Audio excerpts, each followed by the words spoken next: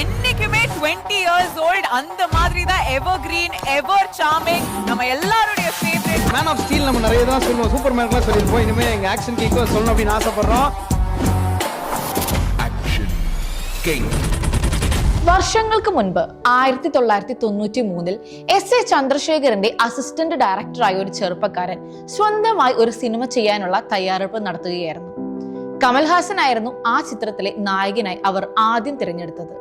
പക്ഷേ കഥ കമലിന് ഇഷ്ടമായില്ല. പിന്നീട് ആരെ നായകനാക്കണമെന്ന് അവർ ആലോചിച്ചിരുന്ന സമയത്തായിരുന്നു അന്ന് ഇറങ്ങിയ ഒരു ഹിറ്റ് ചിത്രത്തിലെ നായകന്റെ മുഖം അവർക്ക് ഓർമ്മ വന്നത്. ആ സിനിമയ്ക്ക് കഥ എഴുതി സംവിധാനം ചെയ്തതും അതിലെ നായകൻ തന്നെയായിരുന്നു. പിന്നീടൊന്നും അവർ നോക്കിയില്ല. കഥ പറയാൻ അവർ ആ നായകനെ വിളിച്ചു. അപ്പോൾ നിരാശയായിരുന്നു ഫലം. അതിന് കാരണമായി അയാൾ പറഞ്ഞത് തനിക്കൊരു മോശം സമയം ഉണ്ടായിരുന്നപ്പോൾ സിനിമകൾ തരാൻ ആരുമില്ലായിരുന്നു എന്നും അതുകൊണ്ട് തന്നെ ഇനി താൻ തന്നെ ചെയ്യുന്ന സിനിമകളിലെ അഭിനയിക്കുന്നുള്ളൂ എന്നതായിരുന്നു. പക്ഷെ ഏറെ നിർബന്ധങ്ങൾക്ക് ശേഷം അയാൾ ആ കഥ കേട്ടു. കഥ ഇഷ്ടപ്പെട്ട അദ്ദേഹം സിനിമ ചെയ്യാമെന്ന് സംവിധായകന് വാക്കുകൊടുത്തു.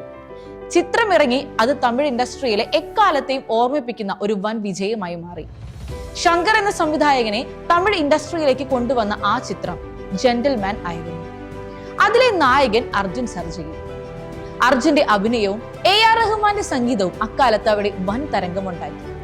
ജെന്റിൽമാൻ എന്ന ചിത്രത്തിലൂടെ അർജുന് മികച്ച നടനുള്ള തമിഴ്നാട് സംസ്ഥാന അവാർഡ് നേടി. പിന്നീട് അർജുന്റേതായി വന്ന ജയ്ഹിന്ദ്, കർണ, കുരുതിപ്പുനൽ എന്നീ ചിത്രങ്ങളും ശ്രദ്ധ നേടാൻ തുടങ്ങി.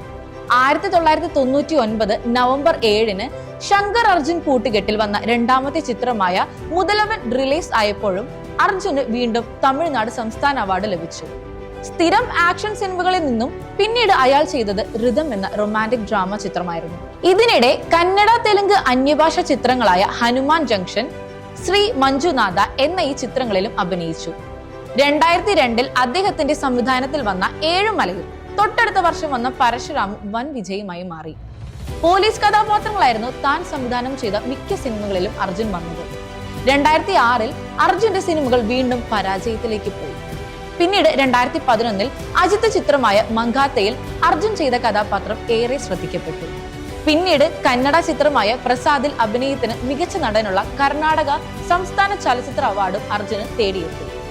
ഇതിനിടെ വന്ദേമാതരം എന്ന മമ്മൂട്ടി ചിത്രത്തിലൂടെ അർജുൻ മലയാളത്തിലോട്ടും കടന്നു വന്നു. 2014 അർജുന്റെ സംവിധാനത്തിൽ വന്ന ജയ്ഹിന്ദ് 2 എന്ന ചിത്രവും അരുൺ വൈദ്യനാഥന്റെ സംവിധാനത്തിൽ വന്ന തന്റെ കരിയറിലെ 150ാമത്തെ ചിത്രമായ നിപുണനും വൻ വിജയത്തിലേക്ക് പോയി.